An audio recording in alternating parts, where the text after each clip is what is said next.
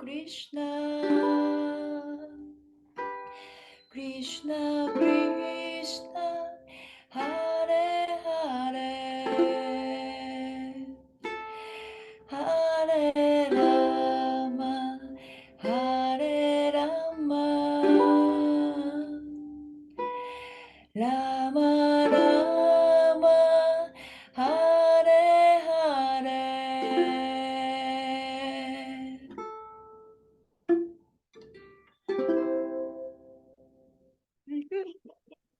ありがとう。ありがとうございました。聞こえてましたか？大丈夫でしたか？聞こえました。問題なかった。はい。ありがとうございます。上手です。すごい。キルタン様。Well, welcome to our Bhagavad Gita class. バガバッドギータークラスにようこそ。I'm excited because we're starting a new chapter. そう、今日は新しいチャプター、新しい章からなのでね、Yes, とてもエクサイトしてます。chapter 4. 4章からですね。Yeah, and so this chapter is significant in another way. この章もまた別の意味でとても大切なところです。And this is where Krishna actually introduces himself as the Supreme Personality of Godhead. で、ここでもって初めてクリシュナが自分が思考人格出身だというふうに紹介しています。And he begins to teach one of the major themes of the Bhagavad Gita. そしてバガバッドギーターの主だったテーマをここで説明しているんですね。Maybe you've heard this before. 前にも聞いたことがある方もいらっしゃるかもしれませんけれども、That the Bhagavad Gita teaches us 5 truths. バガバッドギーターは5つの真理を私たちに教えてくださっている。Yeah. We could say the Panchatattva. パンチャタトゥバとも言えますね。 5 truths. 5つの真理。So does anyone know the 5 truths? 5つの真理知ってる人いますか？ If you do, raise your hand. 知ってる人手を挙げてください。And we'll I think there's a place where you can raise your hand here. そう、手を挙げるとこあるんだよね。Is there? どっかに。Maybe if you hit this. No. No. ないですね。No.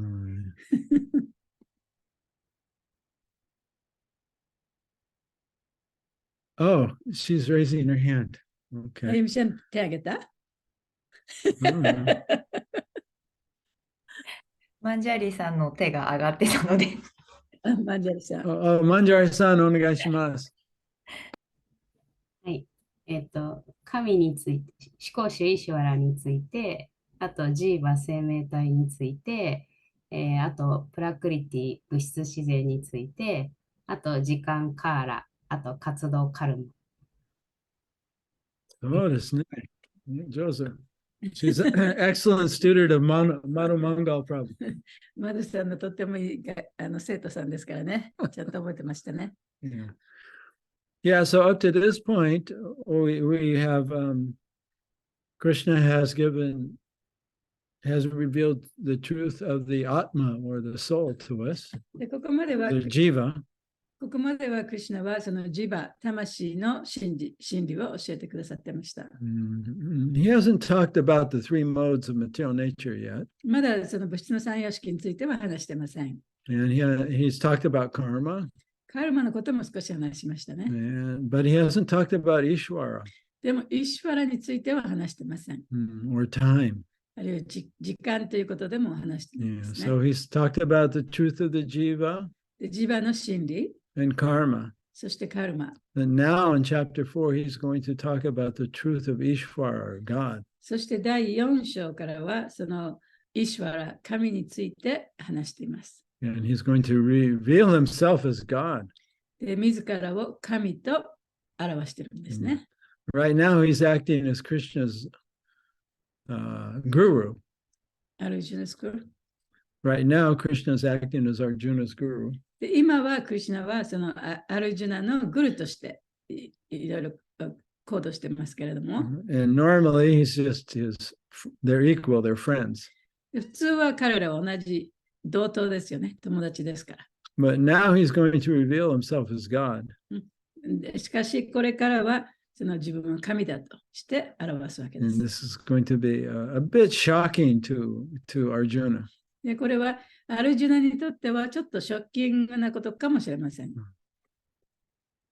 But it makes a lot of sense the way Krishna explains it. でも、クリシュナはちゃんと理にかなった説明をしてくださってます。So he starts off by explaining to Arjuna that, I've spoken the truth that I've spoken to you about the soul. I've spoken before to others. で、私はこの、魂についての真理というものを前に話したけれども、これは前にも話したことがあるんだと。But this truth gradually became corrupted, so I've had to teach it again. で、この真実は、その前にも話したことがあるけれども、だんだんとそのダメに堕落していって、なくなってしまってきたので、また再度この話をしなきゃいけないと。So it's in this context that he's going to be able to reveal himself as the Ishwara or God. で、そういう関連性でもって、これから、主は私がイシュバラだということを言うわけですね。Right. So that's a big distinction between us and God. で、それが私たちと神との大きな違いでもあります。Right? He's independent, 神は独立しています。but we are dependent. しかし私たちは依存しています。He's in control. 神は支配しています。コントロールしています。But if we objectively observe our life, we'll see that actually we're not in control. しかし私たちが自分の生活を客観的に見てみれば、私たちは何もコントロールしてないということがわかります。So although we're part of God and we're godly, but we're not God. 私たちは神のようであって、神の一部だけれども神ではありません。Yeah, so this distinction between us and God will become very clear in chapter 4. この第4章では、その神と私たちの違いというものがはっきりと、示されています。Yeah, so understanding ourselves as one with God but different 自分は神と一体ではあるが、また別物でもあるということを理解する。understanding that God's independent and we're dependent. そして神は独立しているけれども、私たちは依存している。This is the impetus for Bhakti Yoga. そのことを理解するのがバクティヨガを学ぶ、動機となるはずです。Yeah, so this is the basis of our practice of bhakti and chanting Hare Krishna and so many things. それが私たちがこのバクティを修練したり、ハレクシナを唱えたりする元となることです。All right, so this is a long purport. So as we read it, just if there are any areas that you want clarification, just make a quick note to yourself, and then at the end of the purport, we can discuss. 今日の解説ずいぶん長いですから、途中でわからないところとか質問とかありましたら、してください。で、いろいろね、話し合いをしながら読んでいきたいと思います。誰か読んでくださいね。誰読んでくれるかな。あゆみちゃん、けいちゃん読みますか。はい。いいですか、はい、ちょっと待ってください。まずサチャデバがサンスクリットを言います。それから言葉の訳、そして翻訳、そして解説に行きますね。Usually I read the whole verse by myself, and then the purport we read English, Japanese, sentence by sentence. そしてその翻訳のところはサチャデバが全体を読みますね、最初に。でその後に全体を読んでください。解説は文章ごとに行きます。Okay, so let's chant the verse together. まず最初にその、説をね、サンスクリット語を一緒に唱えましょう。Shri Bhagavan Uvacha Shri Bhagavan Uvacha Imam Vivasate yogam.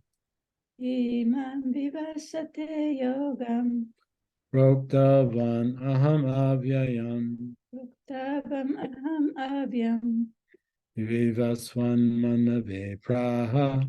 Vivasvam manave praha. Manur ishvakave bravet. Manu ishvakare bhavet. Okay, does anyone want to chant? 唱えたい人いますか？やってみたい人。やります。どうぞ。シュリユブカバンバチャ、シュリバガバンバチャ、イマンビバスパテヨガン、イマンビバシパテヨガン、プロクタバンアハンアビャヤン、オクタバンアハンアビャヤン、ビバスバンママベプラバ、ビバスワンマナベプラバ、マヌイクシュバカベプラビ、マヌイクシャバカベプラビ。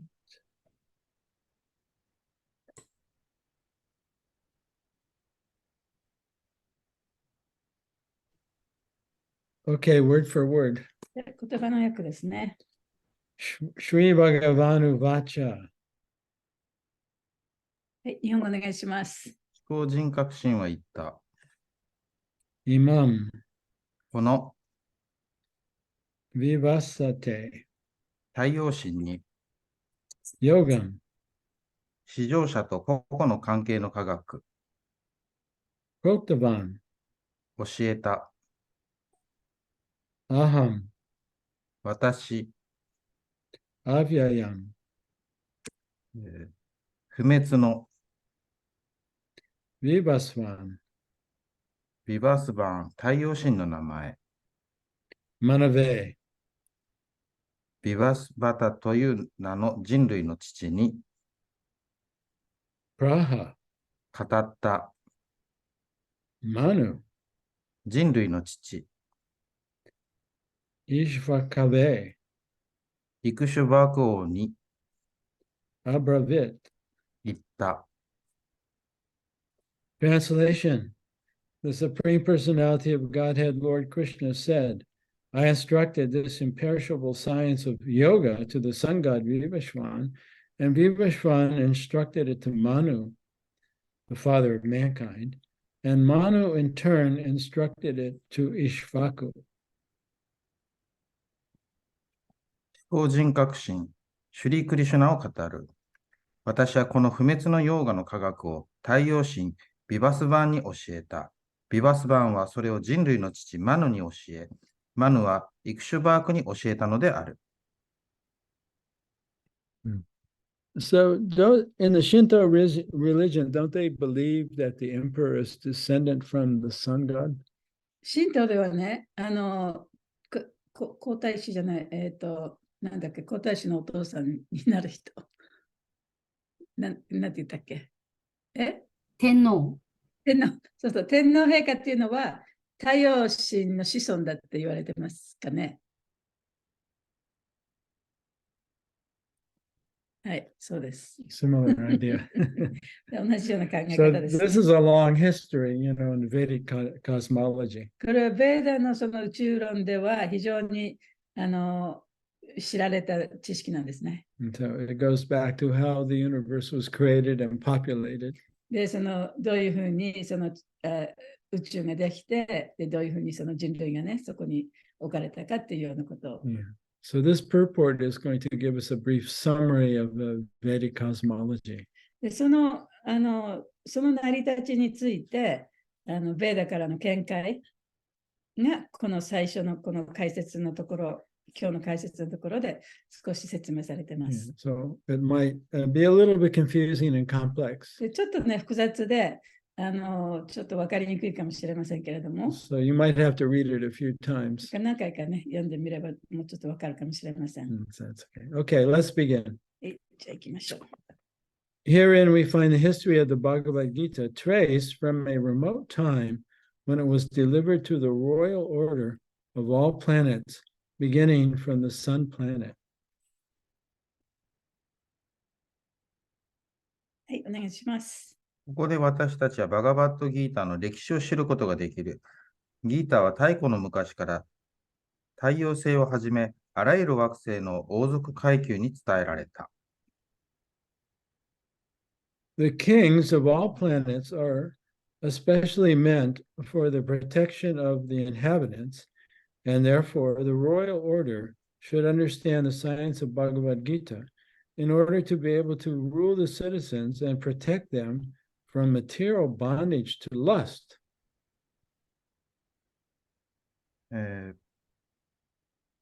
惑星の王たちは住民を保護することに特に力を入れていたので、物質の束縛から情欲に至るまで、あらゆるものから人々を保護して治めるために、バガバットギーターの科学を熟知しておかなければならなかった。Human life is meant for cultivation of spiritual knowledge and eternal relationship with the Supreme Personality of Godhead, and the executive heads of all states and all planets are obliged to impart this lesson to the citizens by education, culture, and devotion. 人間生活とは、思考人格心との永遠の関係の中で精神知識を高めることであり、教育、文化、信仰を通してそれを国民に教えることこそ、国や惑星を率いる立場にいるすべての者の義務である。In other words, the executive heads of all states are intended to spread the science of Krishna consciousness so that the people may take advantage of this great science and pursue a successful path, utilizing the opportunity of the human form of life. すなわち、国の元首たる者は、国民が人間として生まれてきた機会を生かして、この偉大な科学を利用し、繁栄の道を歩めるように、クリシュナ意識の科学を広めなくてはならないということなのである。Okay, so now I'm just going to speak and just summarize the first paragraph. 今読んだところをね、ちょっと要約します。And so, the material world is created by Lord Brahma. 物質界はブラマ氏によって創造されました。And then gradually it's populated. そしてそこにその生き物が宿ったんですね。And each planet actually is a personality. で、その惑星には一つ一つに、each planet has personality. Is a personality. その惑星そのものが、その個人というか個性があるんですね。Yeah, they have a vibration. で、そこにはその惑星にはバイブレーションがあります。And a consciousness. そして意識もあります。Yeah, and so the sun was populated. The earth was populated from the sun. で、その地球というのは太陽から始まって人口というかね、生き物が増えていきました。Yeah, and so the sun god is named Vivashwan.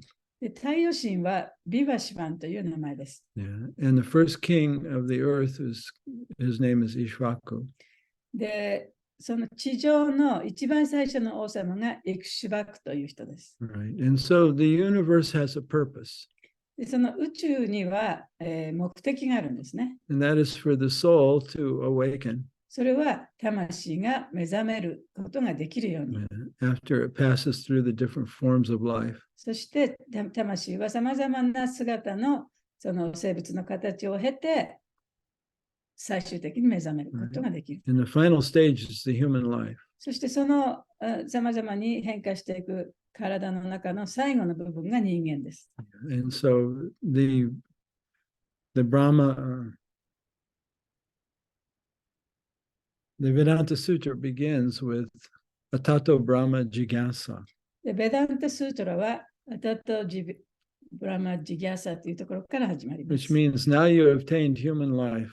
で、それはどういう意味かというと、ここであなたは人間としての生を受けたと。Now it's time for you to inquire what is the absolute truth, Brahman. で、ここでもって、じゃあその絶対真理、ブラマンというのは何かということを質問する、そういう時なんだ。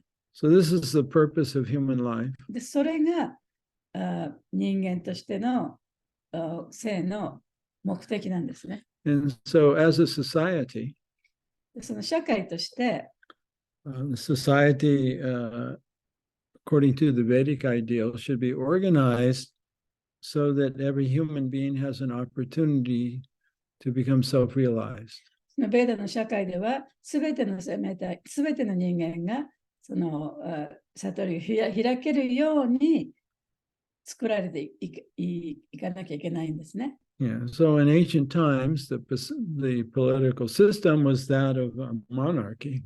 だからその昔はその政治的な形はだいたい独裁主義というか王様が一人いたそういう政治だったんですね。And the kings were called Raja Rishis. でその王様はラジャリシと呼ばれました。Now again, we're speaking ideally here.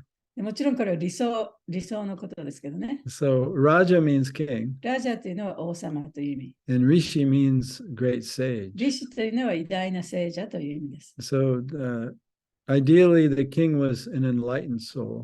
理想的にはその王様というのはそうやって、悟りを開いた聖者が王様になれば一番いいんですね。And they knew the 5 truths of the Bhagavad そして Gita, そういう人はバガバドギーターの5つの真理を知ってなきゃいけない。and they would distribute this knowledge to all the humans. そしてその知識、その真理をすべての人間に分け与えてた。And organize society in a way that the human beings had an opportunity to gradually become freed from material attachment or lust. そして人間がそのやがてはね、その情欲というもの、執着から逃れることができるように社会を形成していかなければならなかった。Yeah, so the sun god is Vivashwan, 太陽神はビバシバンですね。and Manu is he's famous for the Manu Samhita. マヌはマヌサミタでよく知られています。 And these are the laws of the universe that human beings are meant to follow. マヌサミタはその人間が従わなければいけない、規則。So the word human actually comes from the word Manu. だからヒューマンという、ね、言葉はマヌという言葉から来ています。Yeah, so man Manu. マンって英語で言いますけどね、それはマヌという言葉から来ています。So woman and man come from the word Manu.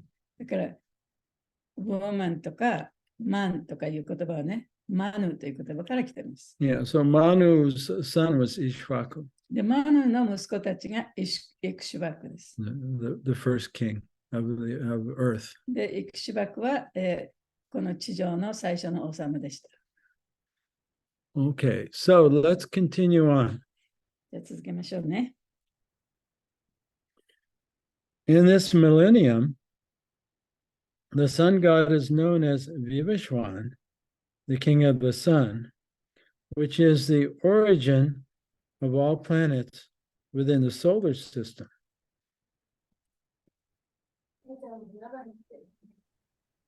この時代、太陽神は太陽系にあるすべての惑星の源である太陽のビバス版として知られていた。ブラフマサンヒタには次のように書かれている。So in the Brahma Samhita, it is said, and this is chapter 552. So we only actually have chapter 5 of the Brahma Samhita. で、ブラムサミッタはその第5章までしか私たちないんですね。Yeah, I think there's like 65 verses. 本当は65節あるはずなんですけ Yeah. ど。 This was discovered by Lord Chaitanya in a temple in South India. でこれは、南インドのお寺でもってチェータニア神が見つけました。Yeah, and so ブラムサミッタっていう本ね。yeah, this is the song of Lord Brahma, the creator of the universe, or Lord Brahma. ブラマ神っていうのはその宇宙を創造した人で、太陽神の息子ですね。And when he was awakened by Lord Vishnu, そして彼はビッシュニュ神によって目覚めさせられました。he describes his realization of the truth. そして自分のその真実を目覚めた時のことを、書いています。like the truth of himself and the truth of God, the truth of the universe. 自分自身の真実、そして、神の真実、そして宇宙の真実について。And Brahma is the first teacher in our disciplic succession. でブラム神は私たちの指定継承の一番最初の先生でもあります。Yeah, so this is called the Brahma Madhva Gaudiya Sampradaya. だからこの、指定継承はブラママダバゴディアサンプラダヤっていうんですね。Yeah, so Sampradaya means the tradition. でサンプラダヤっていうのはその継承という意味です。Okay, so I'll read the Sanskrit and then we'll read the translation of this verse from Brahma Samhita. はい。で、サチャデーバがサンスクリット語を読みますので、その後でその訳を読んでください Yeah, ね。we usually chant this before initiations, at initiations before the fire sacrifice. で、このブラムサミタの説っていうのは、入門式の最初の入門式をする前にね、これみんなで唱える説でもあります。Yakshashir Aishya Savita Sakala Grahanam Raja Samastra Suramurti Rasesha Teja Yagna Gaya Brahmati Sambrita Kala Chakro Govindamadi Purusham Tamaham Bhajami.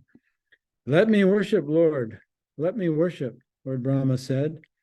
The Supreme Personality of Godhead Govinda, Krishna, who is the original person, and under whose order the sun, which is the king of all planets, is assuming immense power and heat. The sun represents the eye of the Lord and traverses its orbit in obedience to his order. 主ブラフマは言った。根源のお方、思考人格神ゴービンダ、クリシュナに尊敬の礼を捧げさせてください。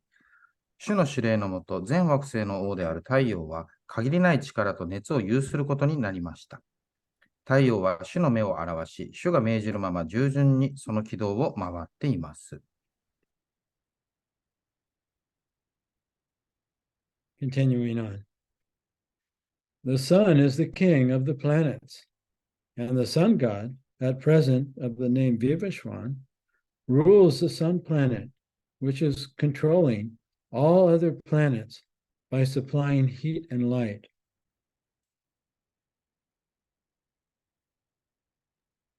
太陽は全惑星の王であり、太陽神、現在はビバスバーンという名が太陽を治め、熱と光を与えながら他の惑星を統治している。He is rotating under the order of Krishna, and Lord Krishna originally made Vivashwan his first disciple to understand the science of Bhagavad Gita. ビバスバーンはクリシュナの指揮の下で回転し、主クリシュナは彼をバガバッドギーターの科学を理解する最初の弟子となさった。The Gita is not therefore a speculative thesis for the insignificant mundane scholar, but is a standard book of knowledge coming down from time immemorial. 故にギーターはつまらない俗界の学者たちが試作を重ねて作り上げてきた論文ではない。もう一つ。太古の昔から伝えられてきた権威ある知識の書なのである。So let me make it just a quick comment here. はい。So this paragraph is helping us to understand that the knowledge of Bhagavad Gita has actually been spoken by Krishna many times. で、ここで言われているのは、そのクリシュナによって、このバガバダギータの知識というのは何回も話されたというふうに言ってますね。Yeah, so the information that Arjuna is getting from Krishna is not new information. アルジュナがクリシュナから得ているインフォメーションというのは新しいものではないんですね。Yeah, so this knowledge coming from God has descended into the material world many times to different people. で、神から来るこの知識というのは、この物質界に何回もいろんな人を通して与えられています。But the point to understand is the information is coming from God directly. でもここで分からなきゃいけないのは、このインフォメーションというのは神ご自身から来ているということです。Yeah, so who knows God better than himself? で神はね、やっぱり自分自身よりももっと神のことを知ってる人なんていないですよね。And so, especially in chapter 4, Krishna is going to be speaking about himself. 特にその第4章ではクリシュナはご自分のことを話しているわけです。Yeah, so if we want to understand somebody, who can tell us better than themselves? だから誰かのことをね、理解したければ、その誰か自身が話してくれれば、私たちがよくわかる。それと同じです。All right. Continuing on. In the Mahabharata, Shanti Parva 3, 4, 8, 51, 52, we can trace out the history of the Gita as follows. I'll skip the Sanskrit. In the beginning of the millennium, known as Treta Yuga, this science of the relationship with the Supreme was delivered by Vivashwan to Manu. マハーバラタ、シャンティパルバ348の51から52の中で、下記のようにギータの歴史をたどることができる。思考主との関係についての科学は、トレーターユガとして知られる時代の初期にビバスバーンからマヌに伝えられた。Manu, being the father of mankind, gave it to his son, Maharaj Ishvaku, the king of this earth planet and forefather of the Raghu dynasty in which Lord Ramachandra appeared.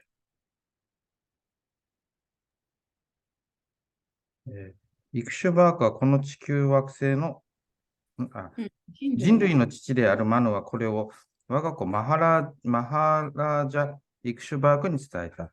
イクシュバークはこの地球惑星の王であり、シュ・ラーマチャンドラが降誕したラグ王朝の祖先である。Therefore, Bhagavad Gita existed in human society from the time of Maharaj Ishvaku. したがってバガバッドギーターはマハラージャ・イクシュバークの時代から人間社会に存在していたのである。I'll just make a quick comment again. Okay. Remember that Bhagavad Gita, that this Bhagavad Gita where Krishna is speaking to Arjuna, this occurred, this exists as one chapter of the Mahabharata, actually. このクリシュナが、アルジュナに話しているこのバガバッドギーターは、what was it? It's one chapter of Mahabharata. マハバラタの一つの一章なんですね。But Mahabharata describes a long history of the earth. マハバラタというのは、その地球の歴史を書いた本ですね。Yeah, so it's mentioned in the Mahabharata that Vivaswan taught the knowledge of Bhagavad Gita to Manu, and Manu instructed Ishvaku. で、その中で、そのマハバラタの中で言われているのは、ビバシュバンがこの知識を、なんだっけ、ビバシュバン instructed Manu. に教え、それをマヌに伝えた。そしてマヌはそれをイクシュバク王様に伝えた。And this occurred in the Treta Yuga. でこれはトレタユガのそういう時代に起こったんですね。Yeah. So the next paragraph is going to describe the yugas, the timing of the yugas. で、次のところでは、そのユガということについて説明しています。So just quickly, the Treta Yuga was about 2 million years ago. トレタユガっていうのはだいたい200万年前ぐらいの時です。All right. Now the next paragraph is going to describe Vedic timing. で、次の節からは、そのベーダのその時間というかね、その時期はどういうふうになっているのかっていうのを説明しています。At the present moment, we have just passed through 5,000 years of the Kali Yuga, which lasts 432,000 years.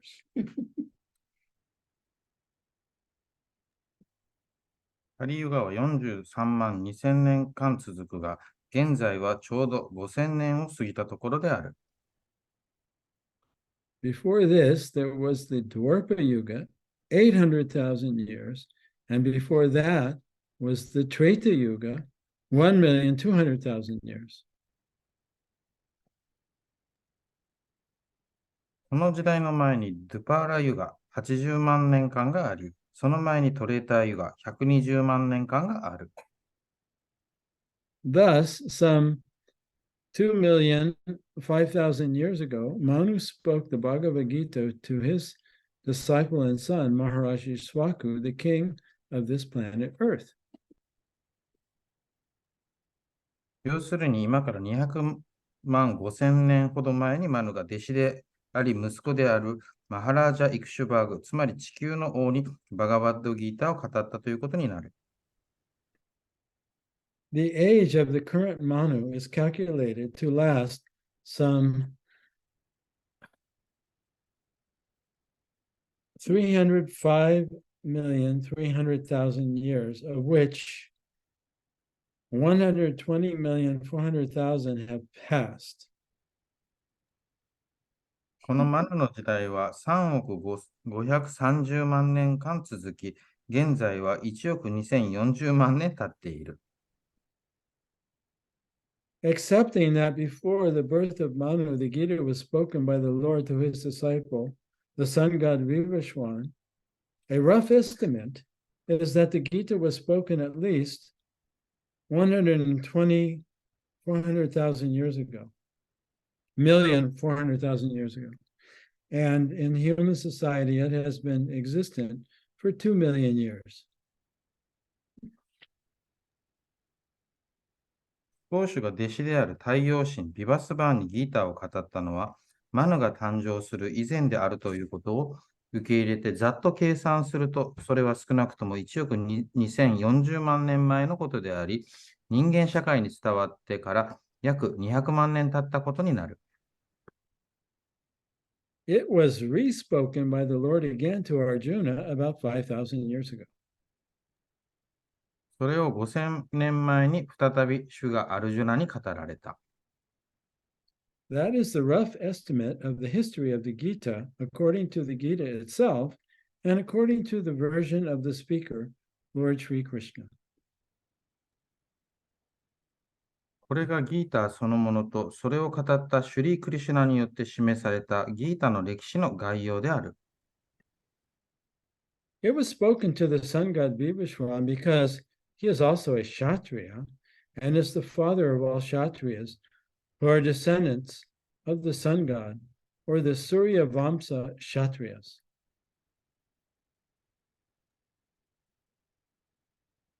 語った相手が太陽神ビバスバーンであったのは、彼がクシャトリア、それも全クシャトリアの父祖、すなわちスーリア・バンシャクシャトリアであったからである。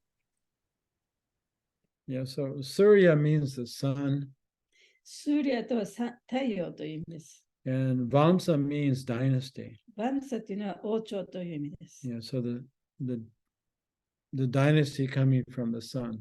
だから太陽から来ている王朝ということですね。Because Bhagavad Gita is as good as the Vedas, being spoken by the Supreme Personality of Godhead, this knowledge is Apurya Shreya, superhuman. 思考人格心によって語られたバガバッドギーターは、ベーダと変わらぬ有徳な書である。この知識はアパウルシェア、すなわち人知を超えたものである。So it means this knowledge is it's without human defects. で、これはどういうことかというと、これは人間としての欠陥がないということですね。Yeah, so they're eternal truths that don't change. だから永遠なる真実というのは変わることはありません。Continuing. Since the Vedic instructions are accepted as they are without human interpretation, the Gita must therefore be accepted without mundane interpretation. ベーダの教えは人間の解説を交えることなくそのまま受け入れられるものであるから、ギータもまた、俗的な解釈をせずに受け入れなくてはならない。The mundane wranglers may speculate on the Gita in their own ways, but this is not Bhagavad Gita as it is. 論争好きな俗人が自分勝手にあれこれギーターを試作するかもしれないが、それは真実のバガバットギーターではない。Therefore, Bhagavad Gita has to be accepted as it is from the disciplic succession, and it is described herein that the Lord spoke to the sun god. The sun god spoke to his son Manu, and Manu spoke to his son Ishvaku. バガバットギーターは指定継承を通じて変えることなくそのまま受け継がれなくてはならない。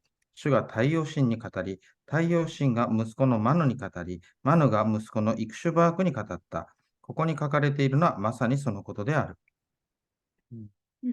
Yeah, so Prabhupada, he was, interviewed many times by reporters and TV personalities. プラブパダはそのレポーターとか、それからテレビ局の人とか、たくさんのインタビューを受けました。And once he was asked why he went through the trouble of translating Bhagavad Gita into English. でこのバガバドギーターをなぜ英訳したのかという質問を受けました。Because the reporter said there's already hundreds of translations of Bhagavad という Gita. のはね、そのレポーターが言ったのは、もう何百冊もそのバガバドギーターの訳されたものが出てるんだと。So he said, why do we need another translation? There are already so many now. もうそんなにたくさんあるのにね、なぜまたそれを訳し直したのかという質問がされたんですね。And Prabhupada's reply was because most of those Bhagavad Gitas were interpretations and speculations on the meaning of Bhagavad Gita.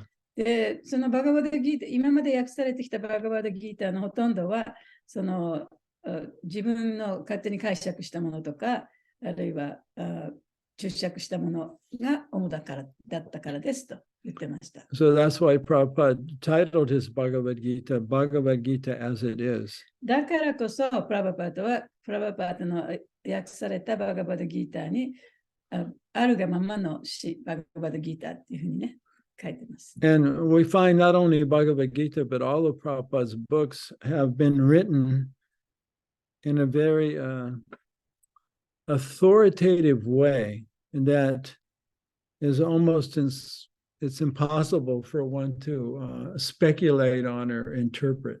で、プラブパダの本はバガバドギーターばかりでなくて、他の本もね、すべてとてもその権威があるふうに書かれていて、でそこにはその憶測する余地もないし、いろいろその誤って解釈する余地もないように書かれています。Yeah, so in all of Prabhupada's books, we have the same format.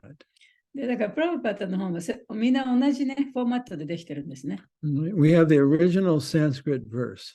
でそれはどういうものかというと、まずオリジナルのサンスクリット語の説が書かれています。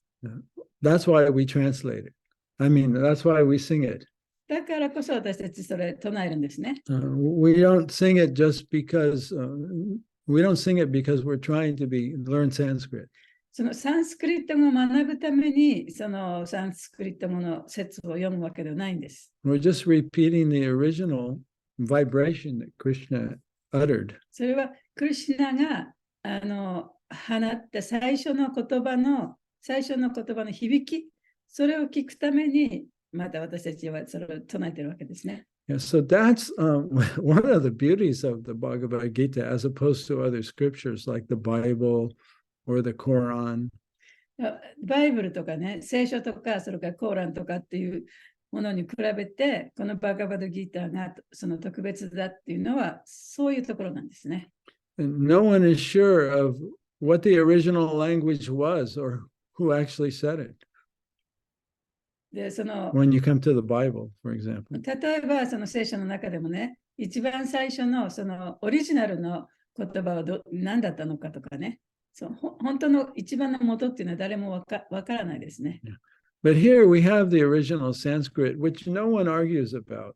でも私たちはここにそのオリジナルのサンスクリットを用いて使った本があります。で、それはオリジナルなわけですから、誰もそれに対してね、議論することできませんね。Yeah, so there are lots of different translations of Bhagavad Gita. でもちろんバガバッドギーターには、その様々なその訳をされた、バガバッドギーターというのがあります。But the Sanskrit is all the same. でもサンスクリットもみんな同じなんですね。Yeah. And then we have the transliteration. そしてそこに翻訳がついています。Yeah, so what is the meaning, the Sanskrit word to the English word or Japanese word? だからサンスクリット語があって、サンスクリット語からの翻訳、例えば英訳はどういうふうになっているのか、あるいは日本語訳はどういうふうになっているのかっていうふうに読んでいきますね。And that's why we read that. だからそれを読むんです。We study that. で、それを勉強するわけです。And if you do it often, it helps you get a deeper, actually, understanding of the verse itself. If you do If you always read the transliteration. だからその翻訳とか言葉の訳とかね、そういったものをいつも一緒にその説と一緒に読めば、だんだんもっともっと深く分かってくると思います。And so that's the area where you can see people interpret the Sanskrit a little bit differently. で、そこのところでその人々がサンスクリット語をまたちょっと異なってね、注釈している部分で、理解している部分でもあります。And then you actually have the translation. そしてその後に翻訳がつきますね。And this is where a lot of people begin to deviate from the Sanskrit meaning, and they have their own interpretations で of そ what の Krishna 翻 is 訳 trying を to つけた say. ところで、いろんな人が自分の考えを入れてしまったり、その解釈を誤ってしまったりして、翻訳にしているところがたくさんあるんですね。And so you can see that the translation is very true to the Sanskrit itself. It doesn't deviate much. で、この翻訳では、このバガバッドギーターの翻訳は、そのサンスクリット語からね、こう訳したものでもあまり違ってないっていうことがわかると思います。And then we have the purport. そしてその後に解説があります。And these purports, they're actually not all Prabhupada's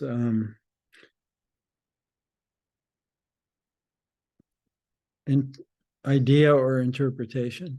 で、その後に解説があるんですけれども、その解説は全部がね、プラブパダのその考えであったりするわけではないんですね。They're actually the commentaries of the previous acharyas. 大体のものは、その前にいらしたアチャリアたちのその注釈、そういったものを引用しています。Yeah. And so he's read their comments. だからプラブパダはそのアチャリアたちのコメントをちゃんと読んで、and included them in his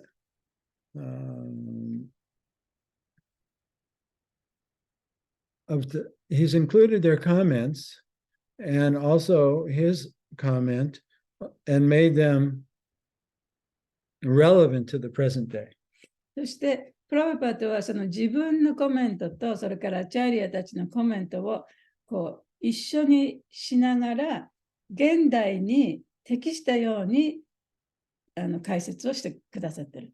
Yeah, so you could look at the Bhagavad Gita or any Vedic scripture similar to a law book. バガバッドギーターとかその他の本っていうのはね、その法律書と比べてみてもいいですね。Right. And so you have the law. で例えばその法律があると。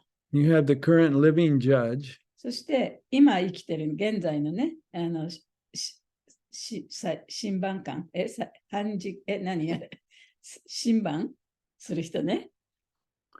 And then you have the case histories of how was the law interpreted and applied.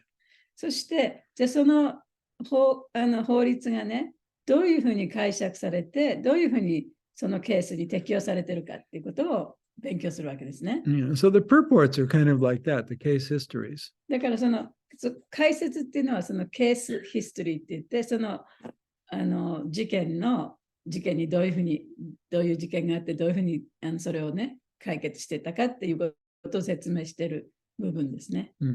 So in this way, of course, scriptures and teachings always become corrupted over time.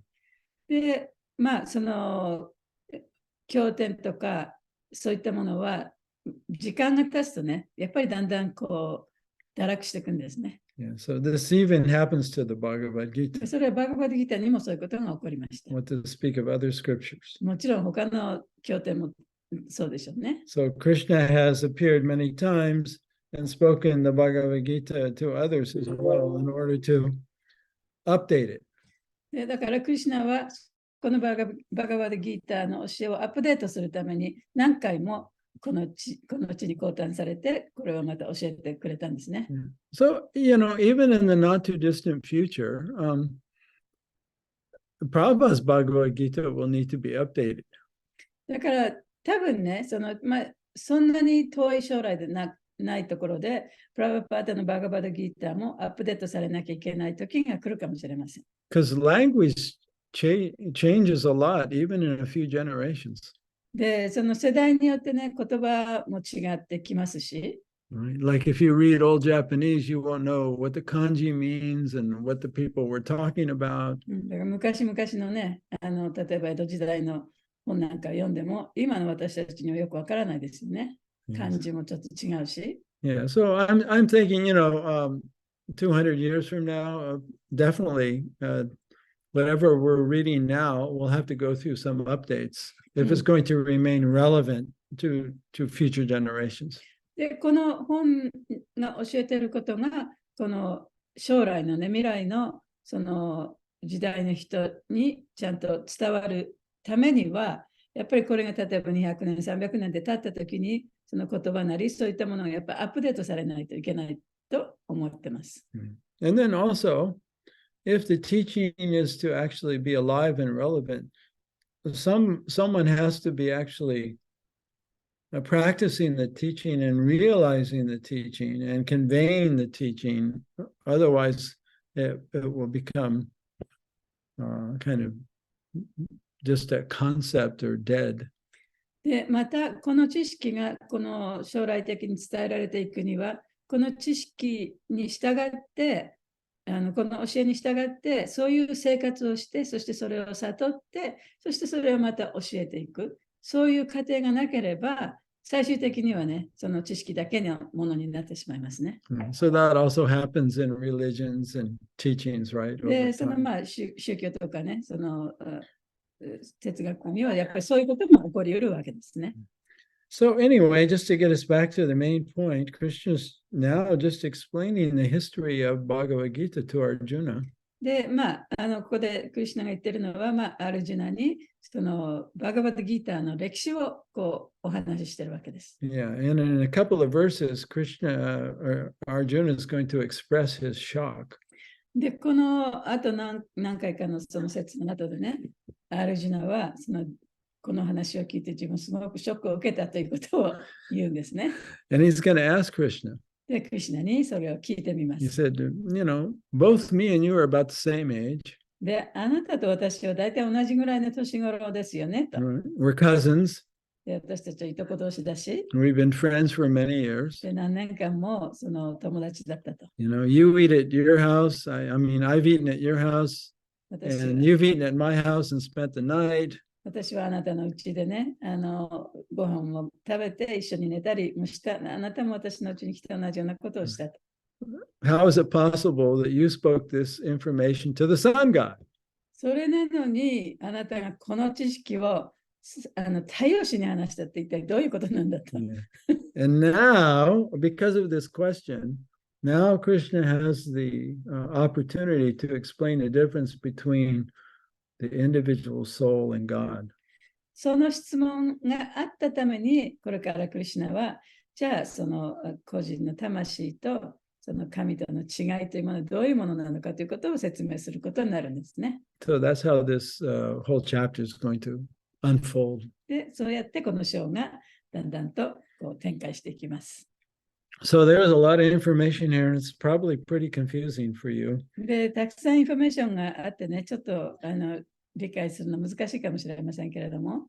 So if I can clarify anything for you now, just let me know. で、今何かね、はっきりさせたいようなことがあったら、どうぞ言ってください。Or if you have any reflections that you'd like to share, please あ share. るいは自分でね、ちょっと心に留まったこととかあったらシェアしてください。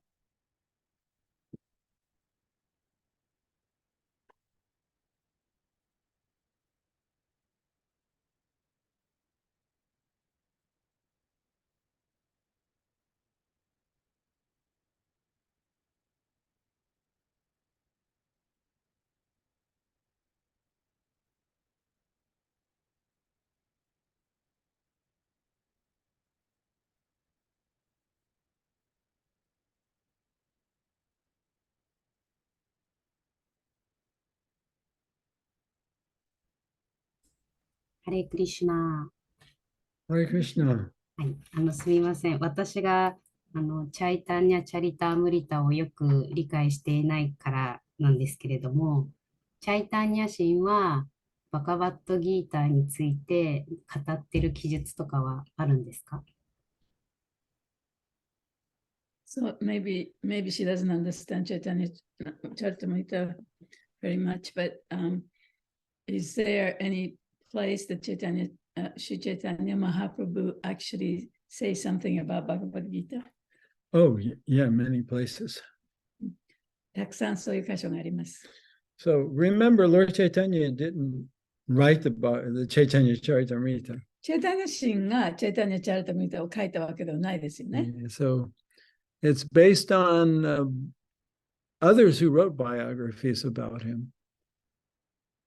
チェイタニャチャリタムリタはチェイタニャ神のことを他の人が書いた辞書伝みたいなもんですね。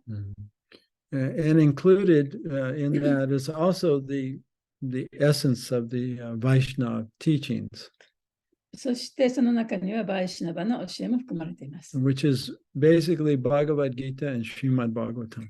で、その教えは何かというと、バガバドギータとシュリマッドバガバタムを元にしたものです。Yeah, so there are many places where Lord Chaitanya is teaching his followers. で、チェイタニャ神が彼の弟子たちに教えているところがたくさんありますよね。Where he will be quoting Krishna's words in Bhagavad Gita. で、そこでチェイタニャ神はバガバドギータの中のクリシュナの言葉を引用して教えています。And he refers to Krishna's teachings as the main teaching that we need to know. そしてクリシュナの教えを私たちが知るべき一番大切なところだというふうにして教えてくれています。Yeah, and he also repeats many verses from Srimad Bhagavatam. そしてシュリマッドバガバタムからの説も何回も言ってますね。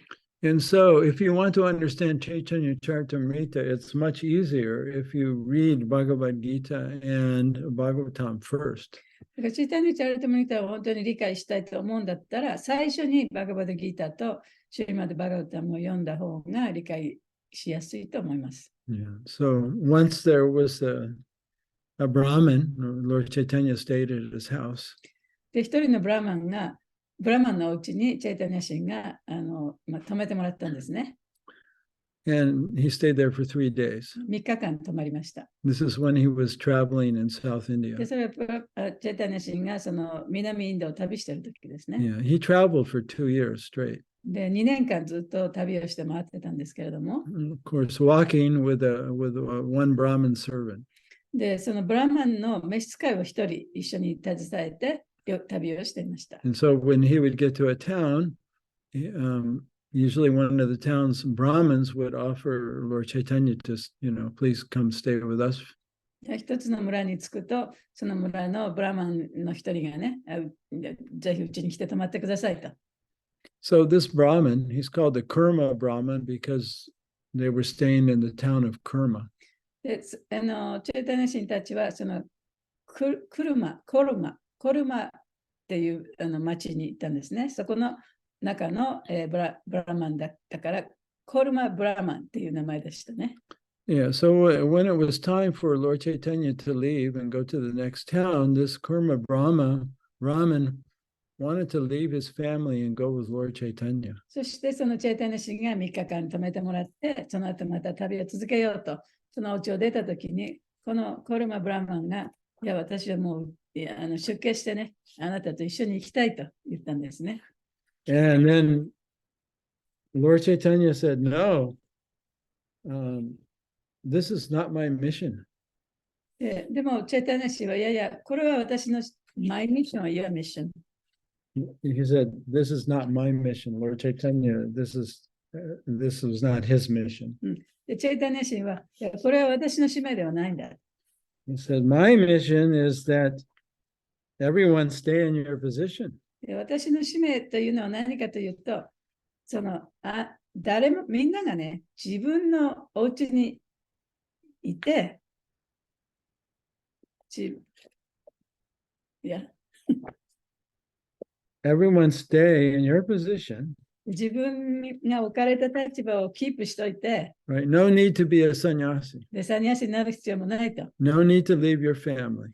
で出家する必要もないと。Yeah, so he said, Yari deka tare kaha Krishna upadesh. Amara agaya guru hana tara edesh. He said, learn Krishna's teaching. でクリシュナの教えを学び、Yeah. Don't leave home, stay at home. で、お家を出る必要もないと。 Learn Krishna's ク teaching. リシュナの教えを学んで、 Follow Krishna's クリ teaching. シュナの教えに従い、 Become a guru where in your town で、あなたの町で、あなたの村でグルになればいいんだ。 and teach others Krishna's teaching. そしてクリシュナの教えを他の人に教えてあげればいいんだ。 In this way, you become liberated そうやってあなたも解放される。 and you liberate others around you. そして自分の周りの人も解放される。 Yeah, so Lord Chaitanya's mission and teaching is very simple. だから、チェイタニチンのミッションというのは、とってもね、シンプルなものですね。 That is, stay at home, それは、うちにとどまって、 chant Hare ハ Krishna, レクシュナを唱えて、 and read Bhagavad バ Gita ガバッドギーターを勉強しなさいと。 and apply that teaching in your そ life. してその教えを自分の生活に生かしていきなさい。 Yeah. Nothing beyond that is actually required. それ以上のことはね、何も必要としてない。 Yeah. Temples aren't required. テンプルもいらない。 Other teachers aren't required. 他の先生もいらない。 Just do that. でもそれだけやればいいんだ。 Yeah, so Lord Chaitanya recommended, for everyone to study Bhagavad Gita. チェイタニア神はそのバガバッドギーターを学ぶことをみんなに勧めてます。 He kept it very simple. でもとてもシンプルなんですね。 Yeah, somehow we've made it very で complicated. 私たちが物事をちょっと複雑にしすぎてしまいましたけれども、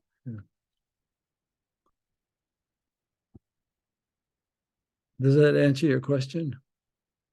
質問の答えになってますか？はい。ありがとうございました。聞けてよかったです。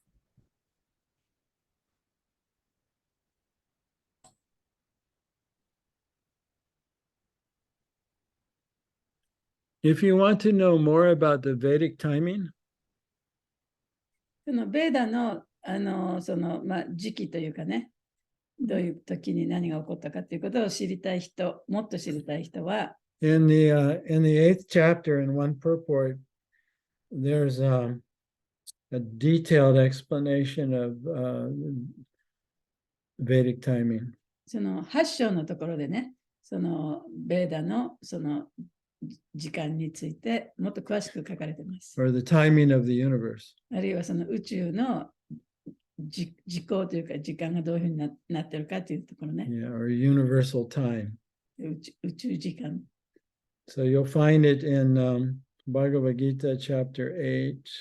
バガバッドギーターの8章の And let me go. I think it's 16. 16.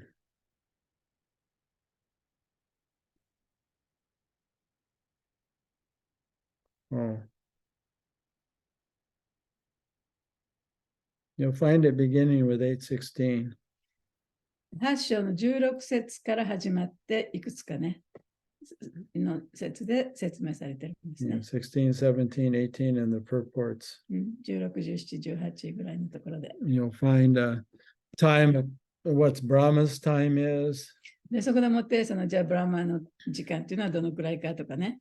Yeah. Like in one day of Brahma, で、ブラマの1日はどのくらい長いとか。there are 14 manus. ブラマの1日に14のマヌがあります。Yeah. So manu is like a position. It wasn't just a person. マヌっていうのは、人もいますけど、その人を指すだけではなくて、ポジション、その人の役割みたいなのを指すんですね。Yeah. So in one day of Brahma, all the people in those positions, they change. The sun god changes and the manu changes. そのブラマの一日の中で、例えば太陽神も変わるし、マヌたちも変わるし、なんかそういうふうに変わっていくらしいです。And there's 1,000 yuga cycles. で、そのユガのサイクルは1000年ごと。Yeah, so it's like 4 seasons. There's 1,000 seasons. 1000年じゃない、何千年でしょ。Yeah, like there's 1,000 Kali yugas. There's 1,000 Satya yugas. で例えばサッチャヨガでも、カリヨガでも何千万年も何千年もある。But it's very interesting, you know, as the scientists, they look at the universal time in terms of a so-called Big Bang, right? で科学者がね、大爆発が起こってこの、ね、宇宙ができたっていう説がありますけれども、その時の時間をこう計算したときに、although recent discoveries have called that whole theory into questions. で一番最近のその発見においては、その大爆発の説っていうのはちょっとね、ちょっとどうかなっていうところがあるらしいですけど。But anyway, the Big Bang is about the same amount of time as one day of Brahma. で爆発が起こった時の時間っていうのは、そのブラマ神の一日と同じくらいの長さだそうです。Because in one day of Brahma, there's a partial destruction of the universe, and then the universe begins again. で、そのブラマの一日の中で、宇宙の一部がね、破壊されて、でまた新しいのが創造されるっていうことが起こるんですけれども。Anyway, that's an interesting sideline.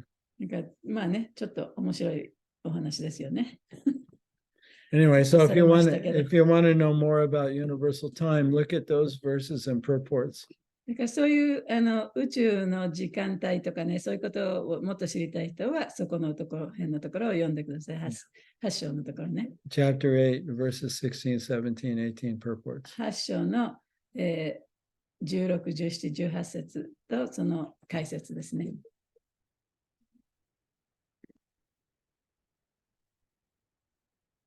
So how's everyone doing? 皆さんいかがですか？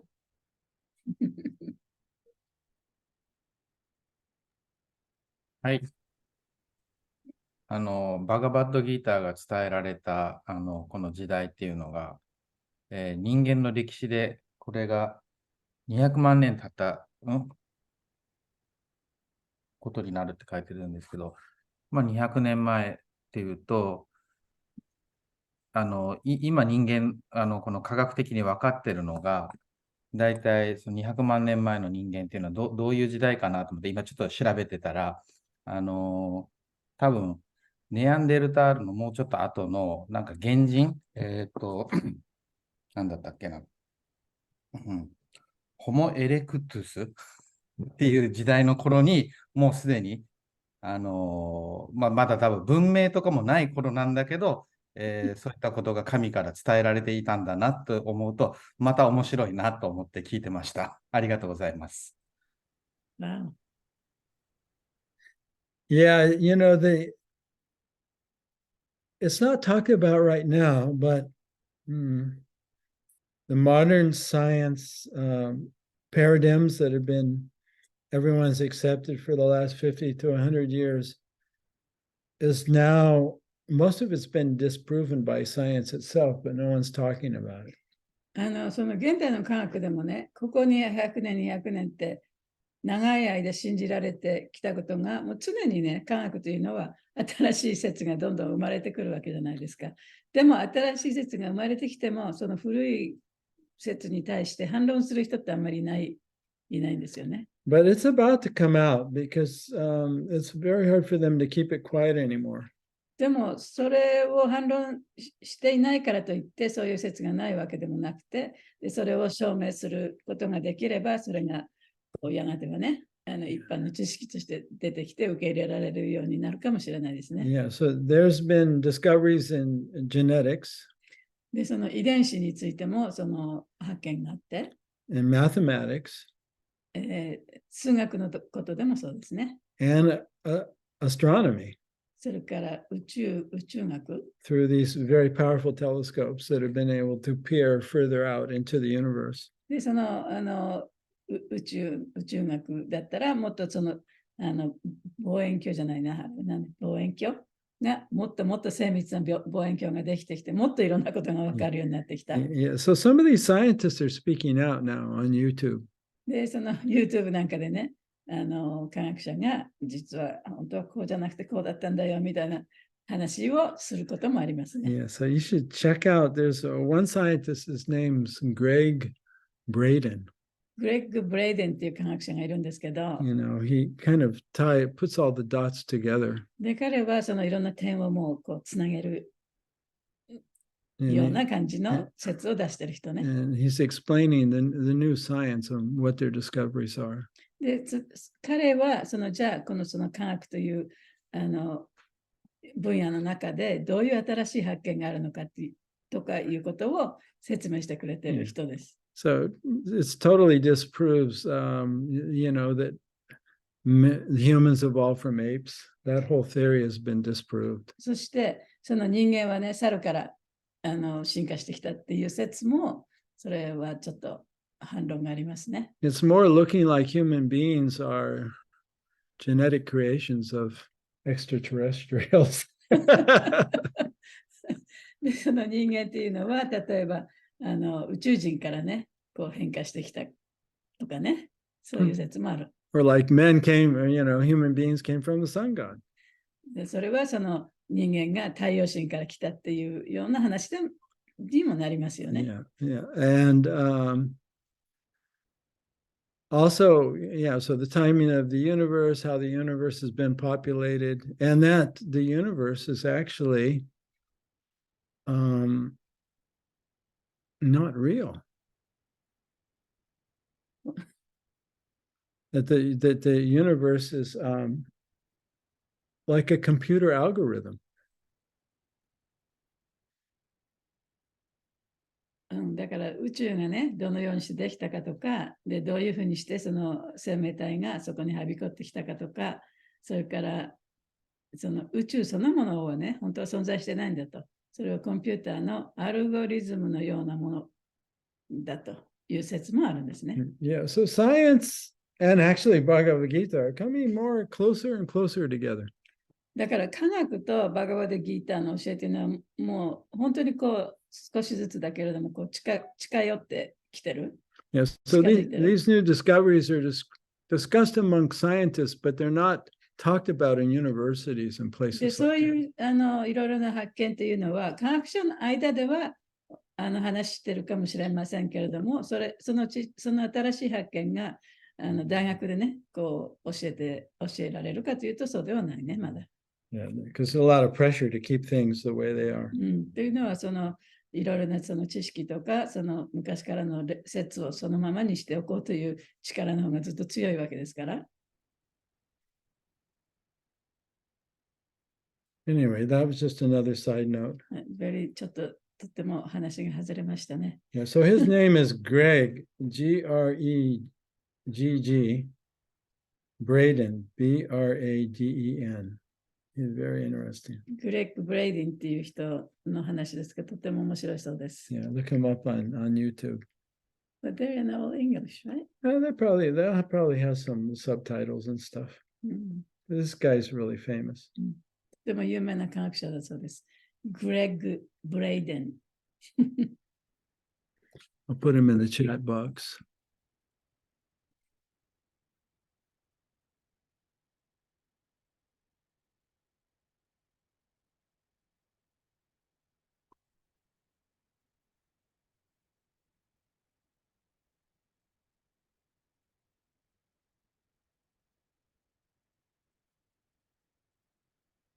チャットボックスに入ってますから、見たい人は見てくださいね。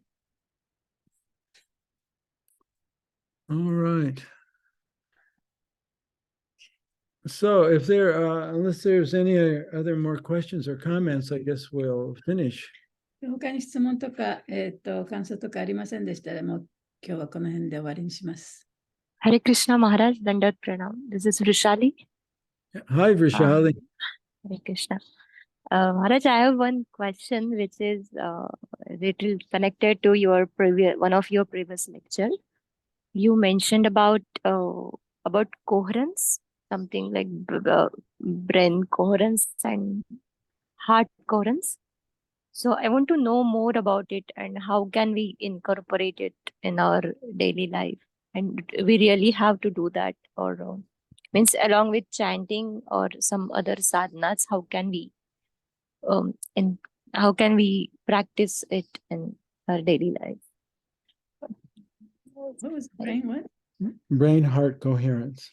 今日の、クラスではないんですけれど、前のクラスでね、脳とハートがこう、なんていうかな、一緒に同じようなバイブレーションをするというお話をしましたよね。それについてもう少し詳しく聞きたいということです。Yeah, so there's one institute, scientific institute. その科学的な組織があるんですけれども、I just put it in the chat チャ box. ットボックスに書きましたけど、Yeah, they've been measuring ハートマスっていうところですね。brain waves and electrical waves from the heart. で脳波とか、それからハートの振動とかを測る。Because everything has 測ってるんですね。everything has a とい vibration. うのは、すべてのものはその波動があるからですね。Right, and it comes in waves. で、いろんなものにこの波があるわけですよね。Of course, they study meditators and chanters. でもちろんその組織の人は、そのいろんな波ほらが影響とかね、いろんなものを唱えたりする人たち、あるいは瞑想する人たち、そういう人たちの脳波とか、それからハートのリズムとかをね、こう測ったんですね。Yeah. So when they've noticed, especially among those who have a spiritual practice, で特にその精神的な修行をしている人、all spiritual practices begin with teaching the student to bring their attention to the present moment. でその精神的な修行っていうのはすべて自分の意識を今の瞬間に持つということから始まります。Whether it's by chanting a mantra or by watching the breath. それはマントラを唱えたり、あるいは呼吸を見たりしながら、そういういろんな方法を使ってね、今に自分を置くというところから始まるんですね。Yeah, and so that creates a certain level of consciousness or vibration. で、それをやることによって、あるその特定なバイブレーションが作られます。Yeah, so one will tend to feel very peaceful. で、そこに達すると非常にその心が平和になる。Yeah, so the mind or the attention is in the present. で、マインドとか自分の心はこの今に集中してる。And then conscious at that point, self-realization begins.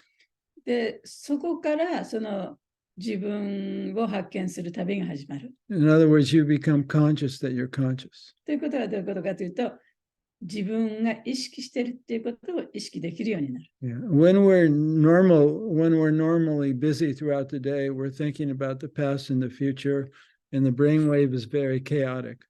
で、その一日普通ね、生活しているときに過去のことを考えたり、未来のことを考えたりしながら生活していると、その脳波というのは非常にバラバラなんですね。あまり整ってない脳波なんですね。But when you have a spiritual practice of bringing your attention to the present moment and keeping it there, しかし、今の瞬間に自分の意識を集中させるというその精神的な修行をして、そこに自分の焦点を置くことができると、like hearing the Hare Krishna mantra, 例えばハリクリシュナのマントラをずっとこう聞き続けるとかね。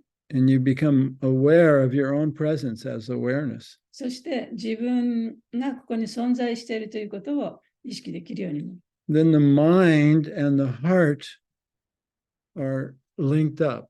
そうすると自分のハートとマインドがつながるんですね。That's called coherence. それが、同調と言います。Yeah, so the mind and the heart are in sync together. で、マインドとハートが同調するわけですね。 And- 同じウェーブになる。 And the heart opens, or bhakti. そう Right? するとハートがオープンする。バクティが生まれる。 Yeah. So when you're conscious that you're conscious, だから自分が意識してるっていうことを意識すると、 and you're feeling grateful to be alive. そして自分がここで生かされていると感謝できると。 See, gratefulness is bhakti. その感謝の気持ちというのはバクティですよね。 So when you're aware of that you're alive and you're aware that you're thankful, you're grateful to Krishna as the source of your life. で、自分はここで生きている、生かされている。そしてそれはクリシュナによって生かされているんだという、その感謝の気持ち。 Now you're in what's called mind-heart そう coherence. すると、マインドとハートが同調したということになります。 It's a state of consciousness それはそういう意識の状態になるということですね。that can be measured. で、それを測ることができるんですね。 There's a certain vibration there. で、そこにはある種のそのバイブレーションがあるわけです。 And they've discovered that this is the same vibration that's being put out by the earth. そしてその、波動というのは地球が発する波動と同じだと。Yeah. So you're not only in sync with yourself, だから自分自身がそうやって同調して波動を合わせているばかりでなくて、 you're in sync with the earth 地球ともその同調していると。 and all others who are on that level of consciousness. そして他の人も同じようなその波動を発している人ともつながることができ Yeah. る。 And so don't forget, Mother Bhumi is also a devotee. だからそのブミね、地球の母なる地球ですよね。それもそういう同じ波長を持っていると。 She's also aware で that she's aware. 彼女もディボーティーだ。で、 She's also aware that she's aware. その彼女もまた、自分が意識しているということを意識できる。そういう生命体だと。 And she's aware that her life is, her awareness is coming from Krishna. そして自分のその命というのはクリシュナから来ているということもちゃんと知っている。Yeah, so there's a scientific institution that studies this. そういうことをね、調べる組織があるんですね。 And they're called heart math. それがハートマスという。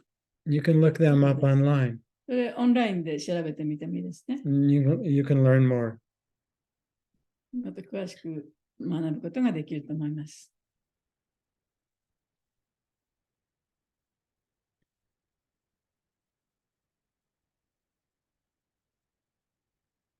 ハートマス。All right, so thank you for that question. Let's figure out our next meeting. じゃあ次は8月16日、2週間後です。はい。 Okay, so we'll be on 4-2. 4章の2節ですね。Yay. All right. Well, it was so fantastic being with you all today. 今日は皆さんとこうやって勉強できてとても嬉しかったです。Mm. ファンタスティックだそうです。 Yeah, we might be seeing Kei-chan at the end of the month. あ、そうね。また8月の終わりにはケイちゃんと思いますし。 All right. We'll see you in a couple of weeks. はい。じゃあ2週間後にまた会いましょう。 And thank you for being with us today. ありがとうございました。Hare Krishna. Thank you so much. Maharaj Hare ki. Mahaguna san ki. Jai. Srila Prabhupada ki. Jai. ありがとうございました。ありがとうございます。ありがとうございました。ハレクリシナ。失礼します。Hare Krishna.